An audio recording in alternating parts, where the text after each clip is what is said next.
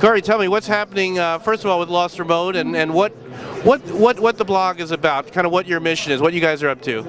Sure. I mean, it began back in '99. It was really sort of actually an element of frustration for web producers and TV stations who, really were just sort of ignored, and this whole idea of the internet and television being very new. So we started sending out an email to web producers, and it kind of grew from there into a blog. And before blogging was blogging, and it's grown. It's a pretty substantial audience. It's still, though, kind of more of a little bit of a hobby for me because I have a real job.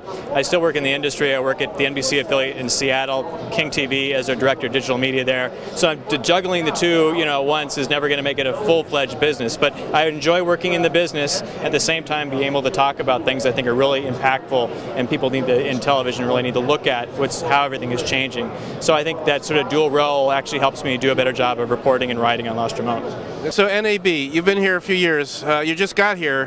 What do you expect? What do you, in terms of this year versus past years? Well, every year it's a little bit. You see a little bit more of an acceptance of technology. And by technology, I don't necessarily mean what cameras can do and what digital TV can do, but really new ways of taking content and distributing it, online and mobile. So there's never really a breakthrough year. It's just a little bit better than last. I just got out of a session of news directors over in the RTNDA side, and unfortunately, we're still hearing a lot of the same questions. For example, what happens if I let users submit content on my site? What's the legal ramifications of that? I mean, these are questions that should have been answered a long time ago. It's time to move beyond that. But it's a cultural change, and it takes time. So, is IPTV finally going to come, or is that a big thing, or what are your thoughts about that? Well, IPTV in the sense of to your television set via, I think that anything that gives you bigger pipes and is able to stream content quickly to you, I think an IPTV seems to have the biggest pipes right now. It's certainly going to get some traction, especially among early adopters. So, but it's just taking so long to roll out, and it's only certain communities that have it.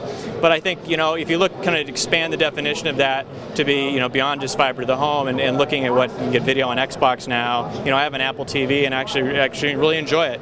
And I think it's just going to take some time of sort of sorting out before one thing really steps forward, and when it does, I think it's going to happen pretty quick. All right, well, we'll be interested to watch your reporting from the show, and maybe we'll find something interesting.